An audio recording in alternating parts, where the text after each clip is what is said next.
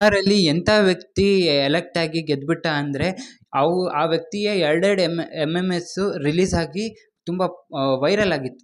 ಇವರ ಹೆಸರು ಸುನೀಲ್ ಕುಮಾರ್ ಬಿಟ್ಟು. ಇವರು ಹೆಂಗೆ ಗೆದ್ರು ಅಂದರೆ ಮೆಜಾರಿಟಿಲೇ ಗೆದ್ದಿದ್ದಾರೆ. 1,24,000 ಓಟು ಇವ್ರಿಗೆ ಬಿದ್ದಿದೆ. ಅದಷ್ಟೇ ಅಲ್ಲದೆ ಇವ್ರನ್ನ ಬಿಹಾರ್ನ ಡೆಪ್ಯೂಟಿ CM ಆಗಿ ಆಯ್ಕೆ ಮಾಡಿದ್ದಾರೆ.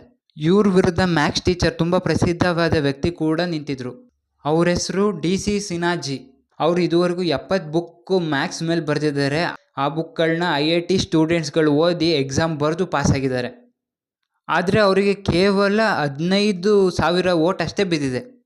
ಇದು ಕೇವಲ ಈಗ ಆಗ್ತಾಯಿಲ್ಲ, ಸುಮಾರು ವರ್ಷಗಳಿಂದ ಬಿಹಾರಲ್ಲಿ ಇಂಥ ವ್ಯಕ್ತಿಗಳೇ ಗೆಲ್ತಿದ್ದಾರೆ. ಫಾರ್ ಎಕ್ಸಾಂಪಲ್ ಅನಂತ್ ಕುಮಾರ್ ಸಿಂಗ್, ಬೋಪು ಸಿಂಗ್, ಇವ್ರ ಮೇಲೆಲ್ಲ ಮರ್ಡರ್ ಕೇಸ್ ಇದೆ. ಅದು ಎರಡೆರಡು ಮರ್ಡರ್ ಕೇಸ್ಗಳಿದ್ದಾವೆ.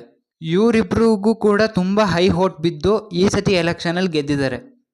ADR ಪ್ರೈವೇಟ್ ಇನ್ಸ್ಟಿಟ್ಯೂಟ್ ರಿಪೋರ್ಟ್ನ ಪ್ರಕಾರ ಇಂಡ್ಯಾದಲ್ಲಿ ತುಂಬ ಎಜುಕೇಟೆಡ್ ಪೀಪಲ್ಲು ಎಲೆಕ್ಷನಿಗೆ ನಿಂತರೆ ಸೋಲೋ ಪರ್ಸೆಂಟೇಜು 56%ಗಿಂತ ಜಾಸ್ತಿ ಇದೆಯಂತೆ. ಮತ್ತು ಕ್ರಿಮಿನಲ್ಗಳೇನಾರ ನಿಂತರೆ ಅವ್ರ ವಿರುದ್ಧ ಅವರು 3 ಪಟ್ಟು ಅಧಿಕವಾಗಿ ಪಾಸಿಬಿಲಿಟಿ ಇದೆಯಂತೆ, ಗೆಲ್ಲೋ ಚಾನ್ಸಸ್ ಇದೆಯಂತೆ.